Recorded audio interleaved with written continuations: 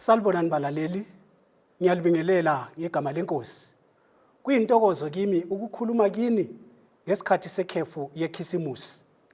Lesi sikhathi isikhathi sokuvakatshelana. Kungenzeka ukuthi lapho khona wena uyisivakashi.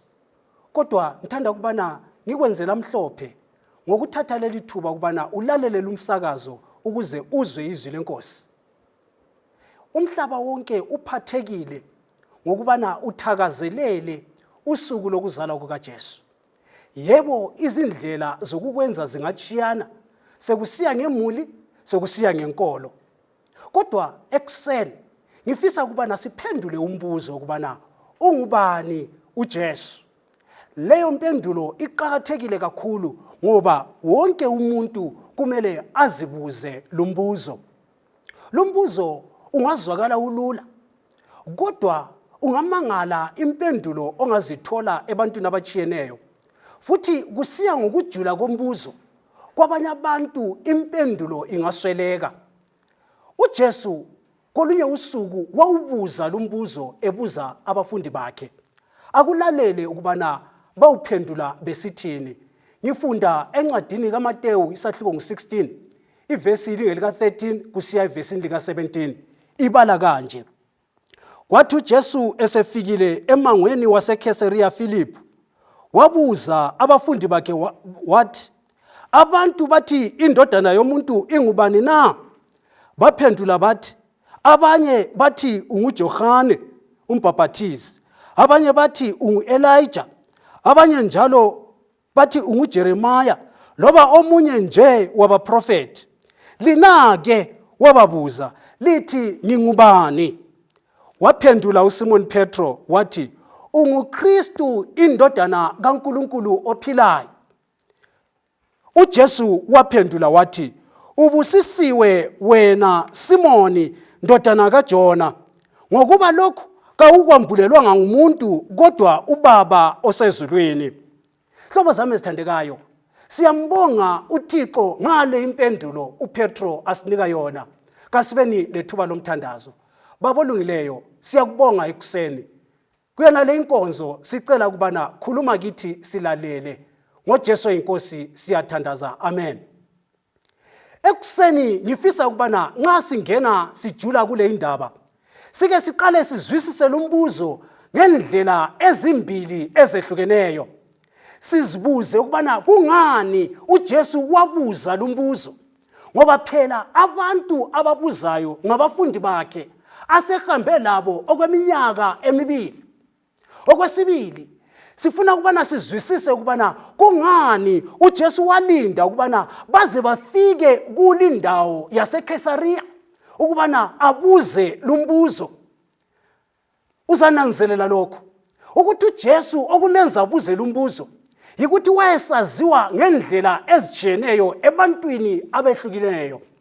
Abanye babemazi ngalokho asekwenzile, abanye njalo bekhangelele okuthize okumele akwenze kuyikho okumnika i-identity empilweni zabo.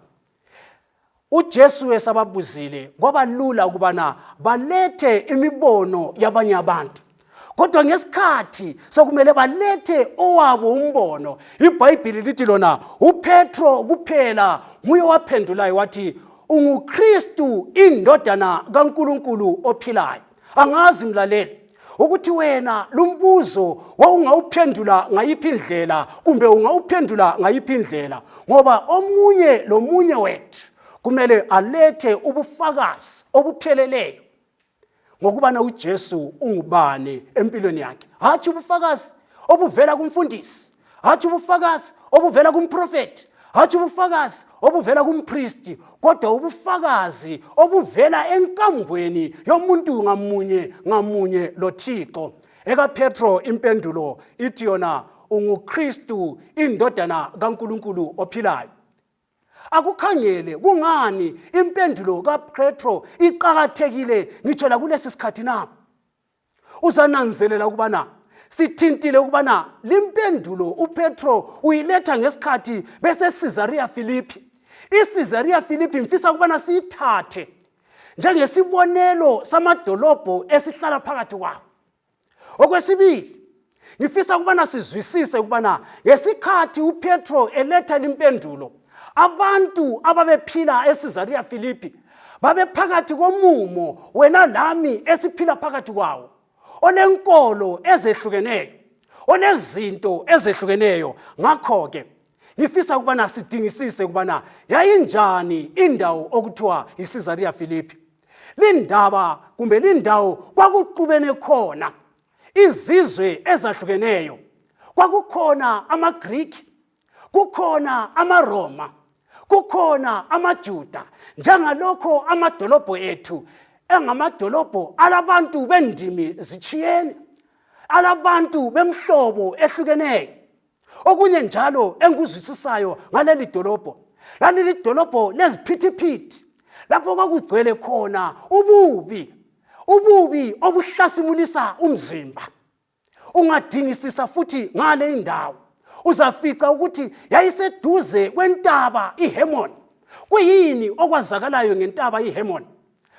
Emandulo kokubana uJesu eze lapha emhlabeni, kule intaba amaKhenani ayekhonzela khona isithixo sabo esikhulu uBhali. Kukanti ngalesi sikhathi amaGriki ayekhonzela khona izithixo zawo. Kulokunye amaGriki ayekholwa ukubana izithixo zabo zenzalo ngesikhathi sebusika babesizazisiza zizohlala ezimbalwini zale intaba, ziqede ubusika bonke zize ziphume ngesikhathi sentwasa. Ngaleso sizathu babesiza kuyelo le indawo bezokhonza uNkulunkulu wabo ngezindlela ezinengekayo, okufana lokuhlobonga, ngitsho lezinyamazana, imbuzi. Ukanti amaRoma, lindawo kibo yayindawo ababekhethe ukubana bakhe khona ithempeli lenkosi uAugustus Caesar. Ngifisa ukubana sike sinanzelele okuthize ngale inkosi uAugustus Caesar. UAugustus Caesar wayezalwa nguOctavius Gaius. Kodwa-ke kwasekuthi uJulius Caesar ngenxa yokuthi wayengela ndodana eyiza kuba yindlalifa yakhe, wam-adopta, wamenza indodana yakhe, okwenza ukubana kube lula ukuthi emva kokufa kukaJulius Caesar athathe isihlalo sokubusa umbuso wamaRoma. Okunye njalo ibala kumbe ibizo lakhe lelithi Augustus, ungalidinga ujulisisa usiya phansi uzafica ukuthi litsho ukuthi ongcwele. Njalo uAugustus lo wayesaziwa njengenkosi yokuthula, the Prince of Peace. Ngenxa yani? Ngoba ekuqaleni kwakhe ukubusa wayelethe ukuthula embusweni wamaRoma.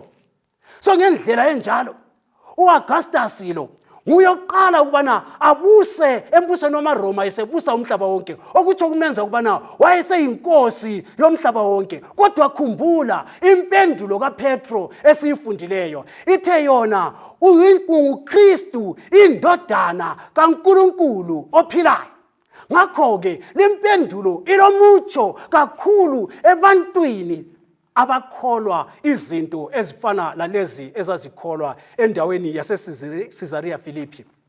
So ngendlela enjalo sihlobo sami esithandekayo, ngifisa ukubana sizwisise ukubana uJesu uthena kuPetro, inyama legazi kakusikho okwambulelela impendulo, kodwa uBaba osezulwini. Ngenxa yani? Ngoba phela abanengi babengakuzwisisi ukubana uJesu unguNkulunkulu, babengazwisisi izinto ezazisenziwa nguJesu. Ngakho-ke ekuseni ngifisa ukubana unanzelele ukubana impendulo kaPetro yeza ebantwini abafaneleyo, ngesikhathi esifaneleyo, endaweni efaneleyo. Khona lokho kuhle ukubana sikunanzelele ngendlela efaneleyo. Akukhumbule ukubana indaba kuqakathekile lokho.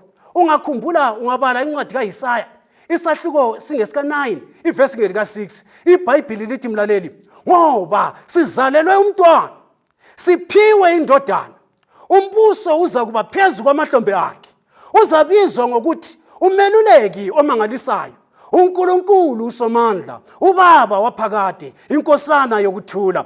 Ungakhangela kulesi sigaba ngithe sifunda lapha ngaveza ukubana uAugustus Caesar wayesaziwa njengenkosana yokuthula. okutsho ukubana uJesu nxa ebuza lumbuzo wayefisa ukubana kuvezakale impendulo eza kuletha idistinction, impendulo eza kuyenza ukubana kungasabi khona ukwehluleka ukuzwisisa. Ungakhangela incwadi yabaseKolose chapter 1, khangela ivesi ingeli ka-15 kusiya ku-23.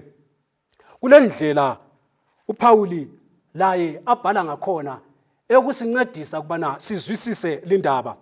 Uthi yena nxa ekhuluma ngoJesu, yona iyisifanekiso sikaNkulunkulu ongabonakaliyo, izibulo kukho konke okwadalwayo, ngoba izinto zonke zadalwa ngayo, izinto ezisezulwini lezisemhlabeni, ezibonakalayo lezingabonakaliyo, loba kuyizihlalo zobukhosi kumbe amandla, loba ababusi kumbe abaphathi. Izinto zonke zadalwa ngayo, zidalelwa yona. Yona iphambi kwezinto zonke, njalo kuye izinto zonke zibambene. Uyinhloko yomzimba, ibandla.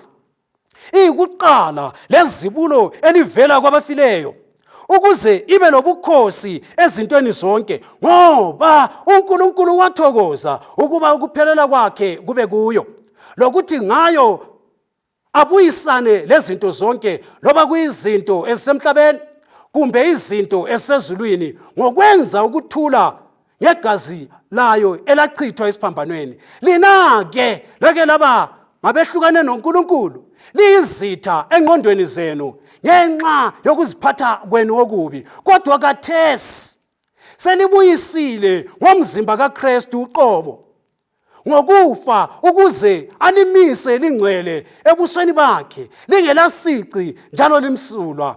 Uma liqhubeka ngokukholwa kwenu, ligxile njalo liqinile, lingasuki ethembeni elaliphiwa ngevangeli. Leli yilo ivangeli elalizwayo, eselitshunyayezwe kuzo zonke izidalwa ngaphansi kwezulu, mina Phawuli esengibe yinceku yalo. Kuyini uPhawuli akuvezayo lapha? uPhawuli ugcizelela phezu kwamazwi akhulunywa nguPetro, kukanti uJesu uqobo lwakhe wakufakaza lokhu. Ungakhohlwa ukubana kolunye usuku uJesu uthi nxa ekhuluma uthi yena, obone mina ubone uBaba. So uPhawuli uthi yena uyisibonelo, uyisifanekiso esiqotho sikaNkulunkulu. Yikho uPetro ethe yena, wena uyindodana kaNkulunkulu ophilayo. uJesu wabuya athi yena, mina loBaba simunye. Incwadi yamaHebheru kusahluko ngu-1 verse ka-3 layo itsho ngokufanayo ukubana uJesu uyisifanekiso uqobo salokho uThixo ayikho khona. Bese kuthi uPhawuli nxa esebhalela uThito athi yena uJesu unguNkulunkulu ophakemeyo lomsindisi, kuTitus 2 verse ka-13. Zonke izihlobo zami ezithandekayo, kuyini uPhawuli akuvezayo nxa esithi yena uJesu ulizibulo? Ngifisa ukubana sizwisise ukubana usebenzisa a figurative speech. Yenye indlela uyafanisa, uyaqathanisa. Ngikuthatha ngaphi lokho? Ungafunda encwadini yesihlabelelo sahluko ngu-89 verse ka-27. Uzafunda khona uNkulunkulu nxa wayekhuluma ngoDavida uthi yena, njalo ngizamisa abe lizibulo lami. Lapho esitsho ukuthi ngiza kumphakamisa ukudlula wonke amakhosi omhlaba. Lanxa sisazi ukuthi uDavida ngakibo wayelicina thunjana ebafaneni, kodwa iBhayibhili liyasivezela ukubana uNkulunkulu uthi ngiza kumisa abe lizibulo. Kutsho ukubana uNkulunkulu uthi yena ngiza kumphakamisa phezu kwawo wonke amakhosi omhlaba. Ungakhumbula nxa ubala ku-Old Testament uzakuzwisisa ukubana inkosi ethize yenza kahle njengoyise uDavida, ngoba uDavida wenziwa isibonelo, uDavida wenziwa istandard nguThixo. Yikho iBhayibhili lisivezela khona nxa lisithi uJesu wenziwa kumbe uJesu ulizibulo likaThixo. Ngendlela enjalo ngifisa ukubana unanzelele mlalelo othandekayo ukubana uJesu lo esikhuluma ngaye, iBhayibhili liyamveza ukubana uyinkosi ephakemeyo, inkosi yamakhosi umhlaba wonke. Zonke izihlobo ezithandekayo, lanxa uAugustus wayisihlobo esikhatshana sikaJulius Caesar ngokwegazi, kodwa wenzela umusa through the adoption process ukuthi enziwe indlalifa yamaRoma kumbe yombuso wamaRoma emva kokufa kukaJulius Caesar. Kodwa hayi ngoJesu. Akunjalo ngoJesu sihlobo sami esithandekayo, ngoba uJesu esikhuluma ngaye kenzelwa ngayifeva. uJesu esikhuluma ngaye inkosi, nguNkulunkulu ngokwelungelo lakhe lokuba ngumdali, lokuba ngumsunguli wazo zonke izinto. Yikho ke nxa uPetro ekhuluma eCaesarea Philippi esithi yena wena unguKristu indodana kaNkulunkulu ophilayo, wayesenza ukubana kufithizeleke lezi zinto eziqhakathekileyo engifisa ukubana sizibambe kuseni. Uthe njalo uPauli, uJesu uphezu kwento zonke, ngaye into zonke zibambeni. Usukela ephakadeni esiya ephakadeni, wayevele khona amazulu lomhlaba kungakadalwa. Uzananzelela ukubana yebo kulesi sikhathi sithakazelela usuku lokuzalwa kukaJesu. Zwana ngifuna ukubana uzwisise ukuthi lokhu sikhuluma ngeincarnation, ukwenziwa kukaJesu esiba ngumuntu. Kodwa kukanti yena wayevele khona kwasekuqaleni. Ungafunda incwadi kaJohane isahluko singesika 80 verse ngeka 58. Yena uJesu qobo uyakufakaza lokho. Uthi yena uAbrahama engakabi khona, mina ngikhona. Zanini sihlobo esithandekayo, abanye uNkulunkulu balesiqalo njengalokho mina lawe silesiqalo. Kodwa uJesu ngenxa yokubana unguNkulunkulu kalasiqalo esaziwa ngumuntu, ngenxa yokubana wayevele khona izinto zingakabi khona. Lanxa eCaesarea Philippi bakha ithempeli lokukhumbula uAugustus Caesar, kodwa lokhu kakuzange kumenze aphile kokuphela, ngoba wayengumuntu makhaza. Kodwa zwana impendulo kaKristu kaPetro ithi yona wena unguKristu indodana kaNkulunkulu ophilayo. Okutshoni lokho? Kutsho ukubana uyaphila, ngiyakubona. Kukanti lo yihlo uyaphila. Khumbula lokho, amaRoma ayesekwenzile ukubana uJulius Caesar bamenza waba nguNkulunkulu. Okutsho ukubana uAugustus Caesar wayeseyindodana kaNkulunkulu uCaesar. Kodwa zwana okuqhakathekileyo, ngalesi sikhathi uJesu ekhuluma lapha eCaesarea, bekhuluma loPetro, uAugustus Caesar, uJulius Caesar basebefile bobabili, onkulunkulu abafayo. Kodwa uthi wena unguKristu indodana kaNkulunkulu ophilayo. Zwana sihlobo sami esithandekayo, ngifuna ukubana unanzelele ukubana lanxa babemakhele ithempeli, ungafunda incwadi kaEphesians chapter 5 iverse ngeka 23. Uthi nxa ekhuluma uPetro, uthi uPaul uthi ngoba indoda iyinhloko yomfazi, njengoKristu eyinhloko yebandla elingumzimba wakhe, yena ongumsilisi walo. uJesu uyinhloko yebandla. Lanxa eCaesarea Philippi wayengalakhelwanga ithempeli, kodwa uJesu wayesezile eCaesarea Philippi ukubana bazomazi ukubana yena unguNkulunkulu, yena uyikho konke abakunakanayo abakubhada kwabanye abantu abachiyeneyo. Kungenza ngifike esigabeni sokubana ngibe lombuzo ukubana njengalokhu uJesu sithi thina wayevele khona kungakadalwa, kungani uJesu weza lapha emhlabeni? Kungani abantu bephathekile becelebrate ikhisimusi yokubana uJesu wazalwa? Kungani uJesu wazalwa? Kungani uJesu weza lapha emhlabeni? Ungaya encwadini kaMateyu isahluko singesokuqala iverse ngika 21, ithi iBhayibheli uJesu weza ukuzasilisa abantu ezonweni zabo. iBhayibheli lithi yona kuza kuzalwa indodana ngowesifazane, igama lakhe lizathiwa nguJesu, ngoba uza kusilisa abantu ezonweni zabo. So okokuqala uJesu akuzela lapha emhlabeni, nxa uthakazelela ikhisimusi ungakhohlwa ukubana uJesu weza lapha ukubana wena lami sisindiseke, wena lami sibalwe kwabasindisiweyo. Akukho ngitsho lo yedwa ovuma uJesu ongasala engathethelelwanga. Ungafunda incwadi kaGalatia isahluko singesika 4 iverse ngeka 4 lelika 5. Uthi yena kodwa kwathi isikhathi sesifikile ngokupheleleyo, uNkulunkulu wathuma indodana yakhe, yazalwa ngowesifazana, izalwa ngaphansi komthetho, ukuba ihlenge abangaphansi komthetho, ukuze sithole amalungelo apheleleyo okuba ngamadodana. Sanini isihlobo sami esithandekayo, njengalokho uAugustus was adopted by a mortal king, kodwa thina we have been adopted, thina sesamukelwe ukubana sibe ngabantwana, sibe zindlalifa zikaNkulunkulu ongafiyo ohlala phakathi. Ngakho ke khona lokho kuyintokozo, yikho ngithakazelela ukubana kwalonye usuku engingalaziyo ukubana kunini uJesu weza wazalwa lapha emhlabeni ukwenzela ukubana mina lawe sithole ukubana ilungelo lokubana sibizwe kuthiwe singabantwana bakaNkulunkulu. Okwesibili, kungani uJesu weza lapha? uJesu weza ukubana sibe lempilo engapheliyo. Ungananzelela ngokona kwabakhokho bethu ensimini yase-Eden, kweza ukubana kungene ukufa, njengalokhu uPawulos esitsho encwadini yamaRoma ukubana kwadlulela kubo bonke abantu ngoba bonile. iBhayibhili lithi lona uJesu weza ukubana siphiwe samukeliswe impilo engunaphakade. Ungafunda encwadini kaJohane 3 ivesi ngelika-16, uNkulunkulu walithanda ilizwe waze wanikela indodana yakhe iyiyo yodwa, ukuze kuthi loba ngubani okholwa kiyo angabhubhi kodwa abe lokuphila okungapheliyo. So uJesu weza ukubana ube lempilo engapheliyo, ukube ngile mpilo engapheliyo. Ngenye indlela kutsho ukubana kweyeme ukuthi ngiyenzani ngokumazi kwami uJesu ukuze ngiyamukeliswe impilo engapheliyo. Okwesithathu, uJesu weza ukuchitha imisebenzi yomubi ngokufa kwakhe eCalvary.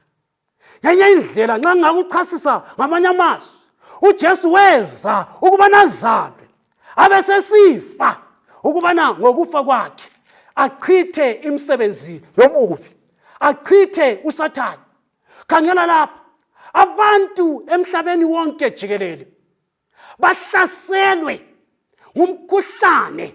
Abantu emhlabeni wonke jikelele bahlaselwe izinto ezehlukeneyo. Abantu bonke babhekane nokufa. Konke lokhu kweza ngoSathane. iBhayibhili lithi lona uJesu weza ukubana amchithe uSathane, ngoba ngokufa kwakhe uJesu kwenza ukubana bonke abafileyo bekholwe kuJesu bazuze ukuphila. Weza ukubana bonke abakholwa kuye bathole impilo engunaphakade. iBhayibhili liyasivezela ukubana uJesu ehamba lapha emhlabeni wawakhipha amadimoni, wabasilisa abagulayo, wabavusa abafileyo. Konke lokhu kwakuyimisebenzi yomubi. Wenza kwabasobala ukubana ngeqiniso he will eradicate evil. Uzakuqeda bonke ububi. Ngoba zwisisa lokhu sihlobo sami esithandekayo, alubana uJesu uvuma akukhulule, iBhayibhili lithi lona when the Son of Man sets you free, you will be free indeed. Zwana okunye okwesine okwalandwa nguJesu. uJesu walanda ukuzoveza uNkulunkulu weqiniso. Yikho uPaul ethena uNkulunkulu wathokoza ukuba ukuphelela kwakhe kube kuyo. Ngoba zwanini isihlobo esithandekayo, akekho umuntu opheleleyo, kodwa uJesu waphila impilo epheleleyo ngoba engasemuntu makhasa.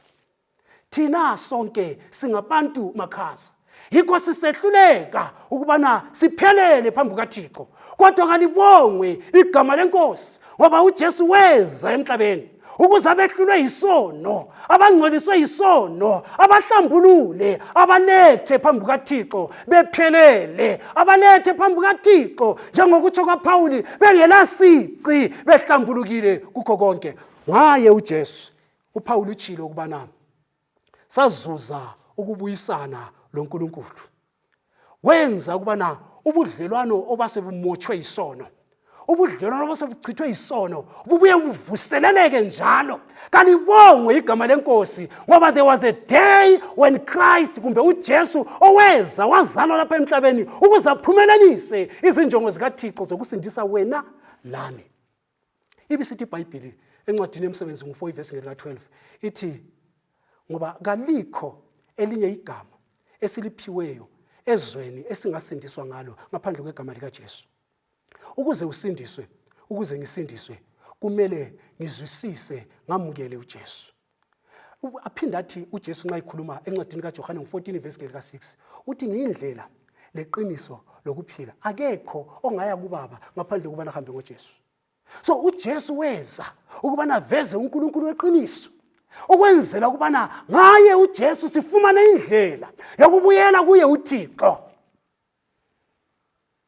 Ngaye sesimiselwe iadoption, ngaye sesimiselwe ukwamukeleka njengamadodana lamadodakazi kaNkulunkulu, okuza kusinika wonke amalungelo uKristu awazela lapha emhlabeni.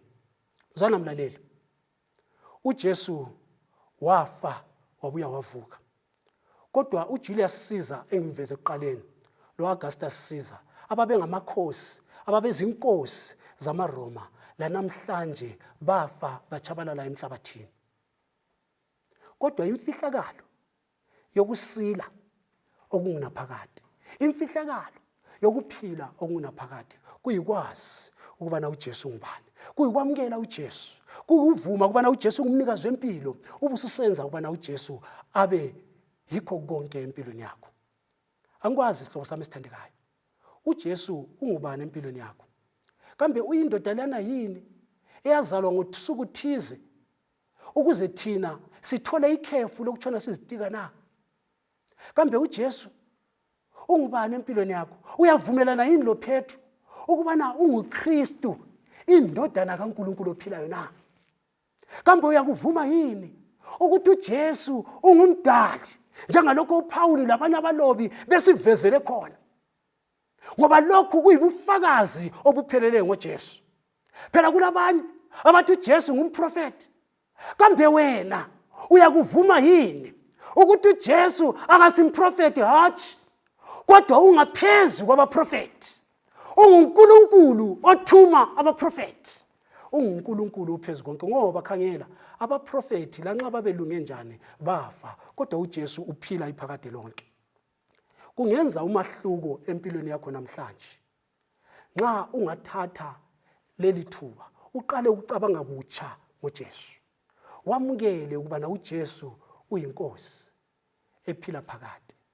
uJesu unguKristu, indodana kaNkulunkulu. uJesu ungumdali, weza ukusindisa wena, weza ukusindisa mina. Ngaleso sizathu alibana siqhubeka siphakathi kwenjabulo lentokozo yethu, kasikufakeni emqondweni yethu ukubana uJesu udinga ukubana simaze empilweni zethu, ngoba unguye qha imfihlakalo yempilo engunaphakade, unguye qha esimphiweyo ezweni esingasindiswa ngaye. Alibana kungumthandazo wakho ekuseni ukubana Jesu, nginikela impilo yami kuwe, ngifisa ukubana ungenze owakho, ngiyazinikela kuwe. Cimeza lami sibe lomthandazo oqhakathekileyo.